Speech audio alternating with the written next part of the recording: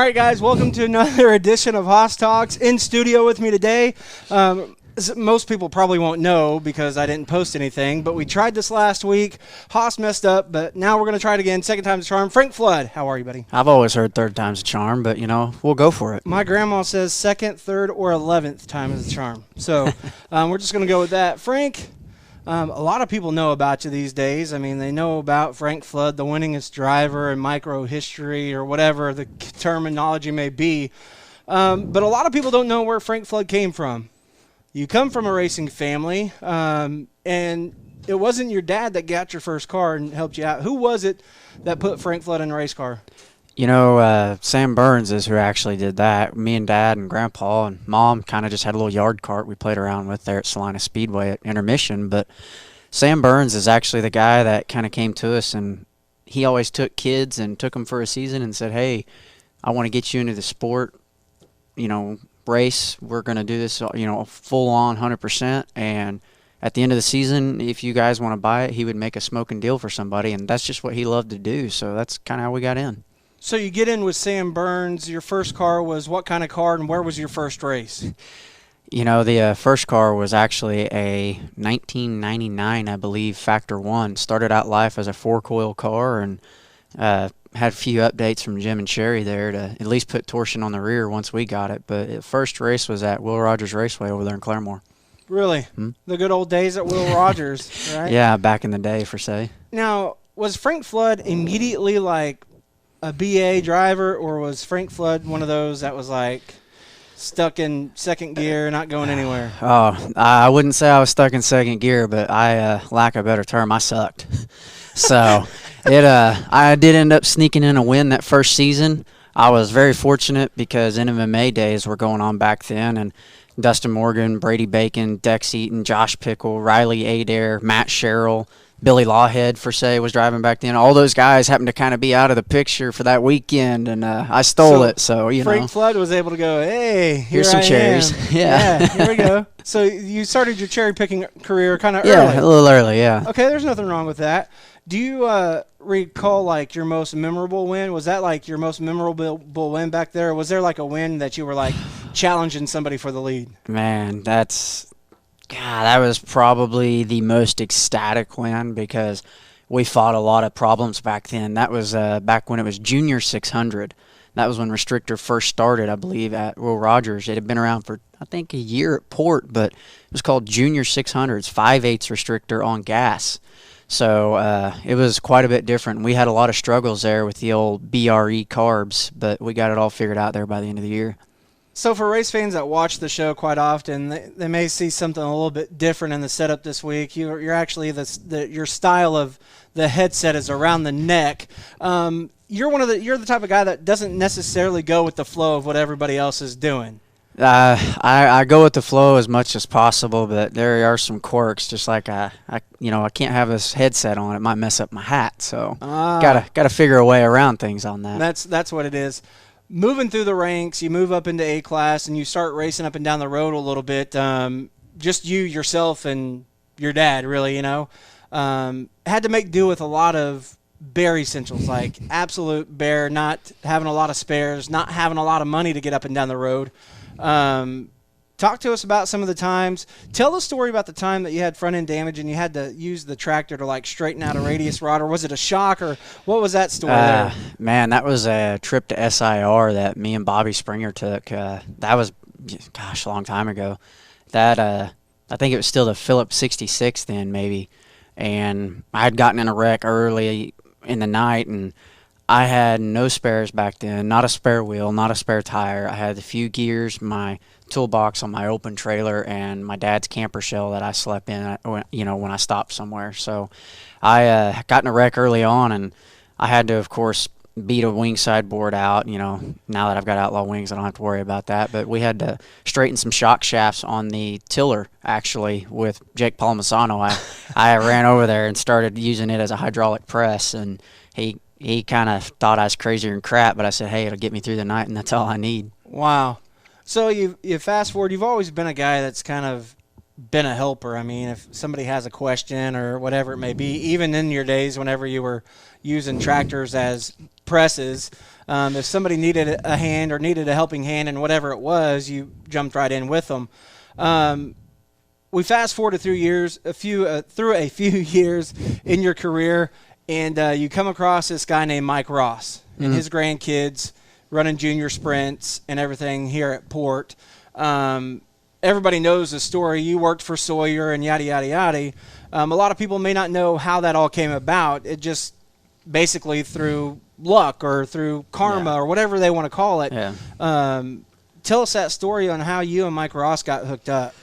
You know, Mike Ross kind of got into the micro scene with a guy called Mike Anderson down there from Muskogee, and both of them had got in, and they bought older Factor 1s just to kind of start with, and they were both kind of struggling, and I always helped anybody that Jimbo couldn't get to because he was working on somebody else's stuff. Hey, would you go over there and help those guys? And sure dumb luck, oh yeah, why not? Hey, you guys, you got the wrong gear on. Let me help you change it. Let me show you how, because, they're used to late models, You got a third member or a quick change, and they were like, how do you do this? So Mike had actually bought the Factor 1 house car and for Kaylee to drive and restrictor, and Jake was in the junior sprint class, and he kind of just started out as, hey, what would you ever think about possibly, kind of working on our stuff for us? Maybe we could work something out. And, and that kind of led to like oh, wow, this could really be something cool. Finally get to do something. And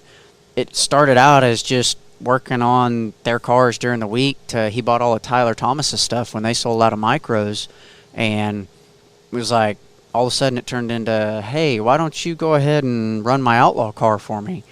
So it was like, oh, holy crap, I just ended up getting a job working on these cars and getting a ride. Yeah. And I had just sold my car to purchase a Rujo chassis from Dean Franklin, and we had started working together the year previous, and it just kind of married up, and Mike ended up being presented with an opportunity to purchase Sawyer chassis, and he worked out that deal, and here I come falling into it, and now I'm a house driver, and I got Dean Franklin on the wrench. And now Frank Flood hasn't always been just this quote-unquote micro house driver. You've driven some other types of cars. During this whole time that you did this kind of transition into helping Ross and Kaylee and Jake into Sawyer, you made some trips up to Indiana to race some non-wing sprint cars, right?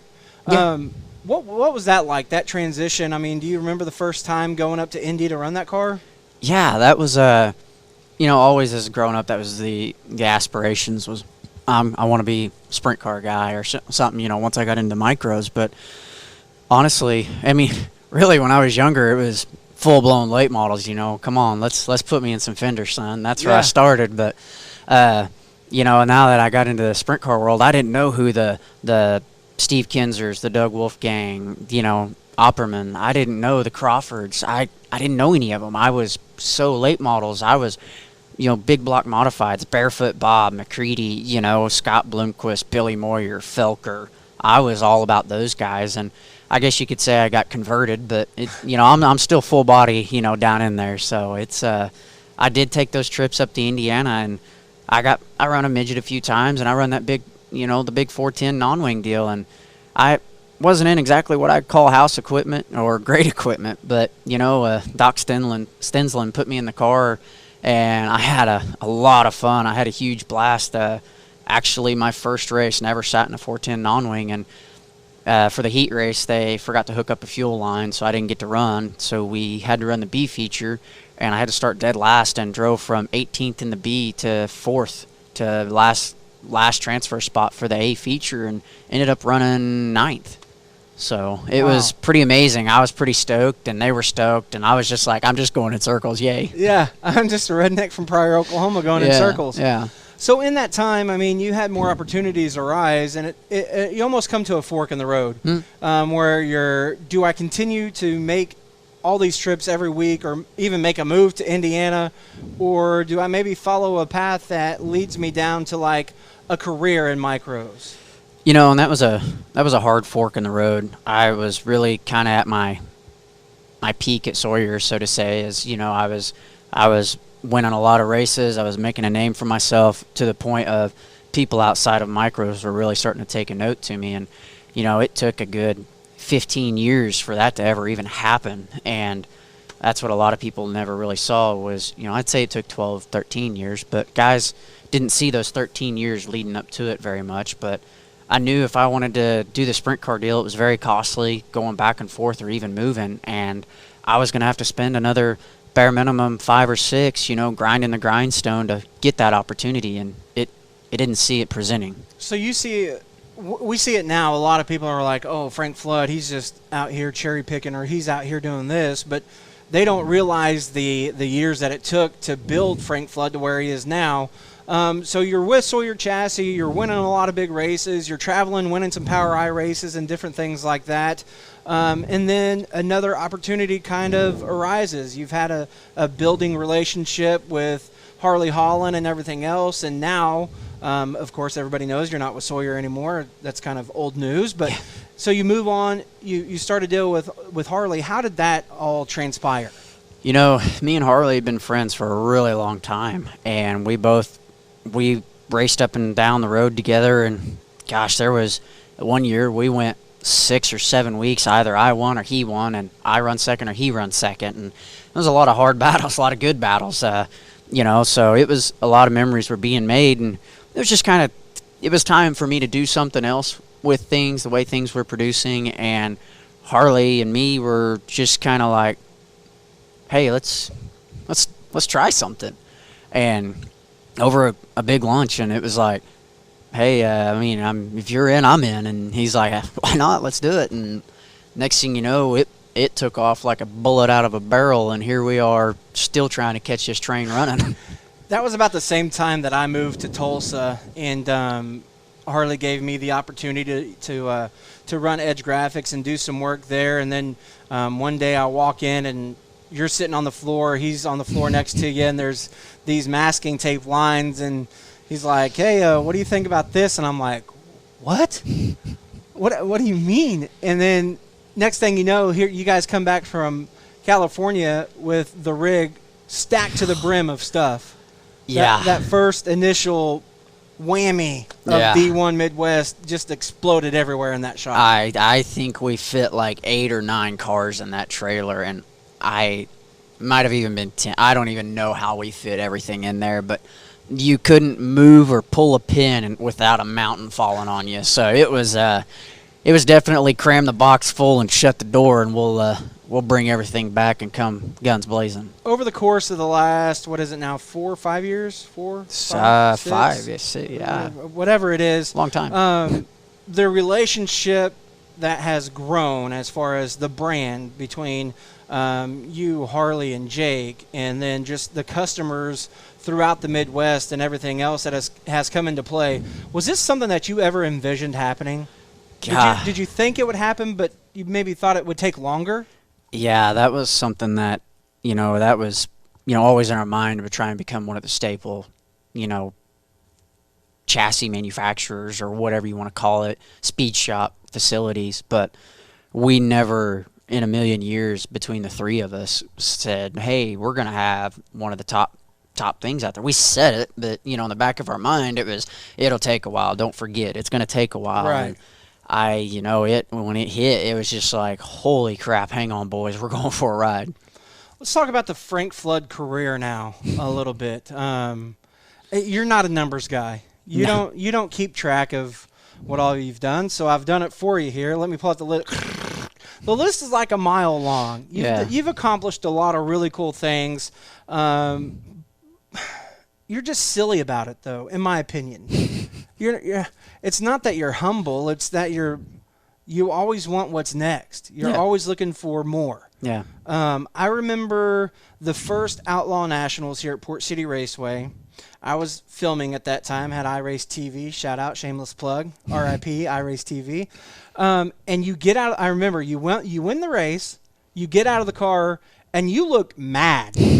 You're like going and you're looking at the rear tires and checking air. And I'm like, bro, you just won the largest micro race to date. Like, what are you doing? Yeah. Why? That I can't explain. I'm wired weird and upside down for say, because that's something that I never want to say, hey, I've done this, I've done that, look at me. I'm more of the, Yeah, okay, cool. We did it. I'm grateful. Thank you. It's a whole team effort. I did not do it by myself. That's awesome. But what about next weekend? Because this weekend we messed up here, we messed up here. So next weekend I need to fix it, and that's really what's helped build me. And it's I've been that way my entire life. Is yeah, it was good, but I need to be better. And yeah, that was good, but let's do it this way. So just Frank Flood numbers for race fans that watch Haas Talks that don't know Frank Flood. 500 plus career wins. The first driver to reach 100 with the Lucas Oil National Open Wheel 600 Series, presented by High Plains Building Division. A tongue twister there. Yeah. The first driver to win 200 A features at Port City Raceway since 2005. Amongst that list, you've got Chris Andrews, who was right there with you, 194, 195-ish, I think. The next driver down was Donnie Ray Crawford. Yeah. And still, that just goes to show that it doesn't happen overnight. No, not at all. It takes time and it takes a lot of work. Jordan Herman's still in that list. Mm-hmm. But they're down there in the 40s and 50s and 60s. Yeah. Over the course of the years of you coming through the ranks, you've been racing with some really good stout competition. It hasn't just been given to you. How have you seen the sport change over the past, let's just say, 5 years? You know, because you raced in the era of Pete Frazier. We're coming up on the Pete Frazier Memorial real soon here. Mm-hmm. You raced in the era of, Scott Sawyer and all these guys just elbows up, not taking crap off of you. Kevin Bear. Yeah. Which, by the way, Kevin Bear's going to be racing tonight at Port City. Yeah. So, I mean, that's just cool to me. Yeah. The nostalgia of those guys coming back and those guys still being in the sport. How has it changed? I mean, is it now just a big political game? Like, how do you see it as a driver and as a business owner? It's crazy because within the last, I would say 5 years for sure, but definitely in the last 10 years, back when I moved up to A class and I moved into Outlaw, it was, hey, you're the new guy. All right, I'm going to dump you. And whoop, in the infield you went because I thought, I'm somebody. I won a couple of races in the lower class. I'm going to step in this and try it out. And, yeah, you got put down real quick and learned, hey, I'm not on their level. I'm going to just come back over here and learn a few things. And, several times Scott's put me in my place on the track. Several times Kevin's put me in my place when I was growing up. And, I learned to, yes, sir, I'm sorry, sir. And it's not that way anymore. Now it's, a kid throws a bomb on you, or even some adults just getting into it. They throw a monster slide or throw a chop, and it's like you want to go say, hey, bud, you got to be political about it and say, hey, buddy, don't, next time you pull that slide, let's try and maybe for, say, driving in a little deeper, or, hey, if you're going to do that, there's a way to turn the car off in the corner to keep the front end in front of me but not take my front end. Just little things, maybe express to them, but a lot of the parents just won't let that happen. They see you coming and it's full-on feathers out, get out of my pit, wow! And you're like, whoa, yeah. Hey, man, I just... here's I'm trying to help little Johnny or little Susie here. Yeah, and, it's like, and once you kind of get that feeling, it's like, okay, you need to get slapped because your mama didn't slap you, so I'm sorry, but next time it's going to get handled on the track. I feel like there's a lot of that happens. In the position I'm in, you got to let a lot of things go because you got to sell parts to them. As where back when Pete was growing up, he would dump you, wreck your car, and then sell you the parts and go, did you learn your lesson? And if you said yes, you'd be like, okay, let's go. I'll show you how to fix it. Yeah, if you said no, well, good luck. Yeah, I mean, so it's definitely changed, but there's a lot of ups and a lot of downs about it, a lot of pluses. Things are a little more political, but they got to be with as many sponsors as we're bringing in now and big corporate sponsors that are coming in. That's what's so amazing to me is we're finally getting some media attention that we deserve, I feel like, because this is the building block for the bigger sports of, like look at Christopher and Kyle. They came through the outlaw carts and micros to the midgets, to the sprint cars, to the big game. Well, everybody sees them in the big game, and the corporates want to sponsor that, and they forget that there's that ladder. You got to make sure the bottom of that ladder is footed before you get to the top. So, I'm all about being very political to the extent of if we can bring in the corporate dollars to help all the grassroots racing, and by George, let's be political and shake hands or fist bump nowadays with the COVID, whatever you want to call it. But it's it's definitely changed, but I feel like there's a lot for the better. But every now and then, I think there's a few people that just need a good old thumping to remind them. Is Frank Flood a guy that prefers a big open track, or is Frank Flood the bull ring type of guy? I love the bull rings because you got to think, you got to know, you got to look ahead. They do present that challenge to it, and I love it. It's exciting, it's fast, action packed. But Dean always says I'm more cut out for the big tracks, so that's where your elbows are tucked and your mind is more focused. Are you a more of a wing guy or a non-wing guy? Whatever anybody says, don't let them lie to you. I love the wing. So you never claimed to be a non-wing guy by far. No, not at all. That's why you always got the Outlaw Wings hat on. Yes, the Outlaw Wings. Even though it's always there, I gotta stay with my wing, even if it's a non-wing, and even got to represent the Tub boys here. So they keep it fun. That's why I wear the old straw hat in the Victory Lane picture. So remind everybody, it's at the end of the day, all this is about having some fun. Over the last year or so, you've become a guy that's like, hey, let's have some fun. Let's have some fun. Do you see the sport moving in the right direction, or do you see things that may need a little bit of tweaking?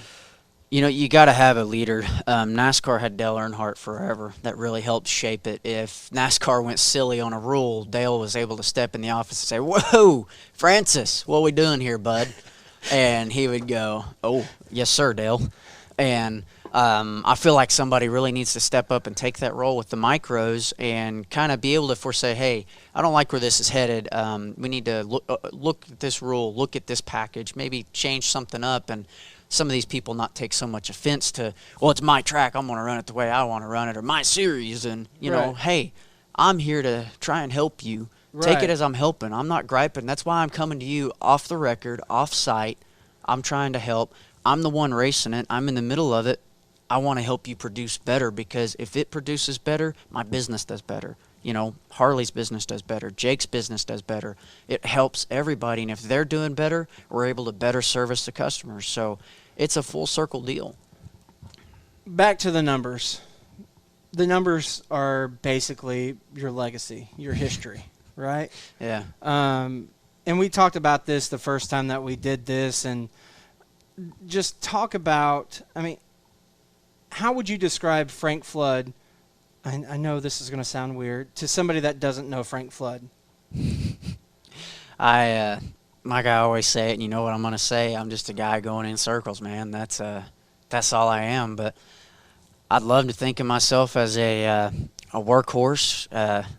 And a lot of guys think I'm just a jerk. Lack of better terms, I'm sorry for the expression, but a prick. A lot of times I'm just focused. And a lot of guys need to know, hey, just come up and ask me something. I'll tell you anything. I'll give you my setup. I have no problems with that. I want to help anybody because I want to see the sport grow. And I want to be remembered as a guy that helped everybody, and that's kind of like at the Donnie Ray Crawford Memorial where I was presented with the most respected driver. That's huge to me because so many people respected Donnie Ray that, people nowadays that didn't even know him have respect for him just because the legacy he laid out. I love the numbers legacy. It's cool. It's great. But nobody remembers how many races exactly Doug Wolfgang won, Steve Kinzer won, Scott Bloomquist has won, or even Billy Moyer. People can tell you, but they don't know it. They remember what they did. They remember Scott as a certain, Billy as a certain. They remember Kevin as a certain. And I want to, be known for what I do best, and that's really just trying to help anybody and everybody and try and grow the sport to be in a better position than when I stepped in. So a guy that steps in with a car owner and builds his way up into creating just an awesome career, an awesome legacy. Is there anything in closing that you just feel like people need to know about Frank Flood? Contrary to popular belief, you can't believe all the rumors you hear. If you want to know it, just come ask me. Man, right there. Hey, if you want to know it, just come ask us. Yeah. It's Frank Flood right here on Haas Talks. Thanks for watching. Introducing the Performance Electronics Wideband O2 sensor with Bluetooth. With just 3 wires, installation couldn't be easier. Quickly connect your smartphone to our simple app to monitor your engine's air-fuel ratio in real time without gauges. The PE Wideband O2 sensor is just one of many performance electronics products that can add brains and brawn to your next high-performance project. Find them all at pe-ltd.com.